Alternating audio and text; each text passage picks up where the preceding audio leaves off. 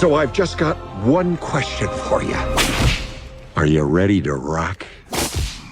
Ain't no mountain high enough, ain't no valley low.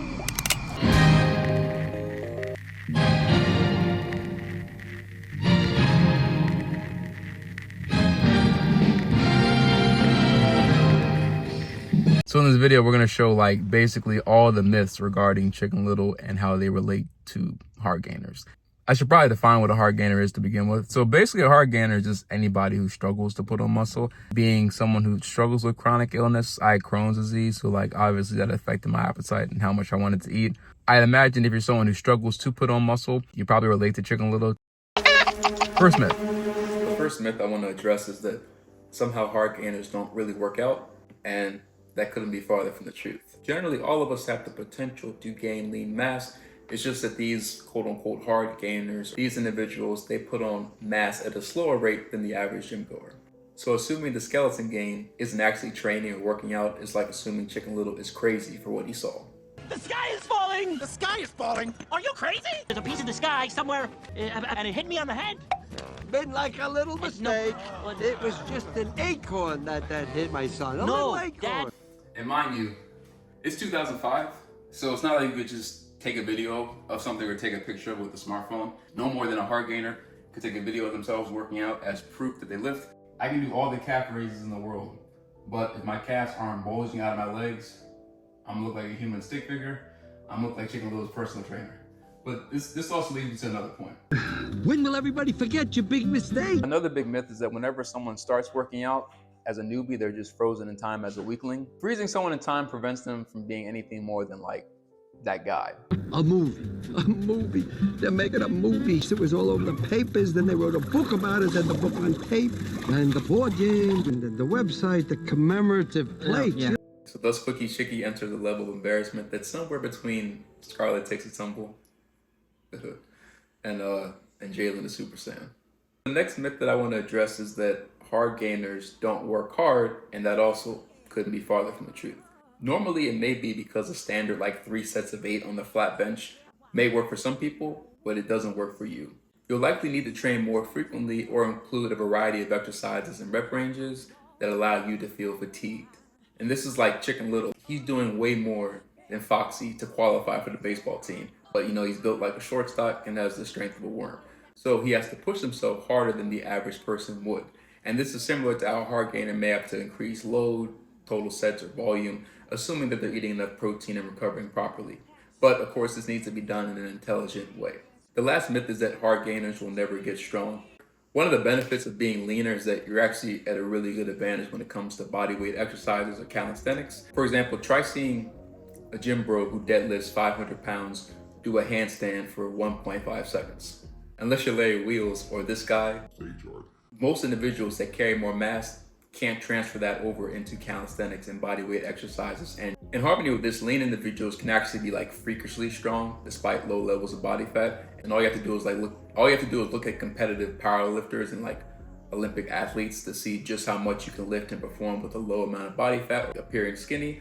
They appear lightweight, but then they turn into Mr. Incredible when it comes to doing stuff like the deadlift or the clean and jerk. And this is what we see with Chicken Little.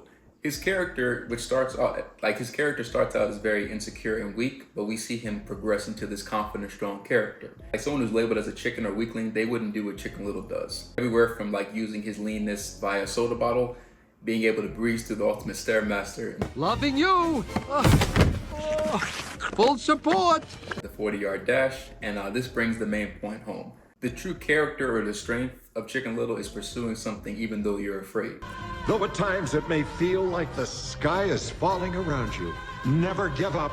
He's afraid, he doesn't want to let his father down, but he still acts and hits the ball. He's afraid of being called a fool, but he still warns the town twice. But it being a big acorn level flat. What did he say?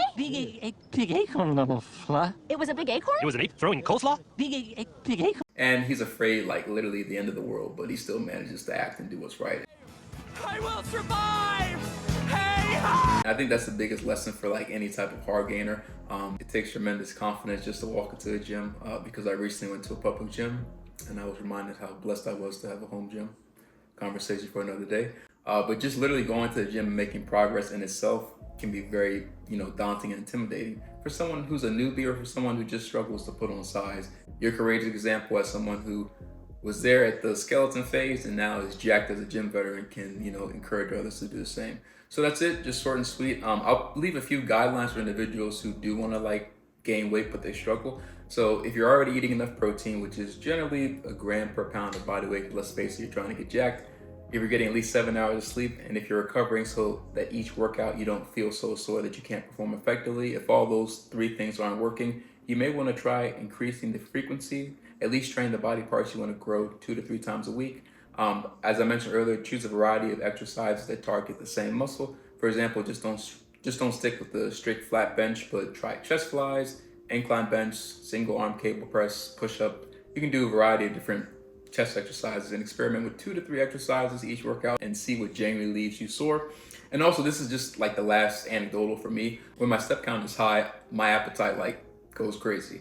It could just be anecdotal for me, but intelligent cardio, walking, cycling, swimming, and yes, even running in an intelligent way.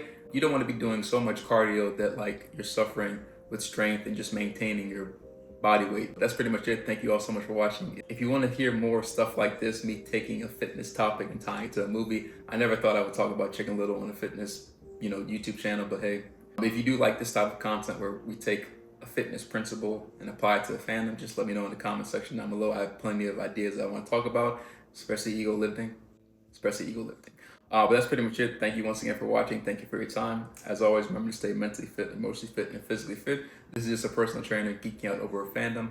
Take everything I say with a gram of protein, and I will see you all in the next lesson. Though at times it may feel like the sky is falling around you, never give up. For every day is a new day. A new day!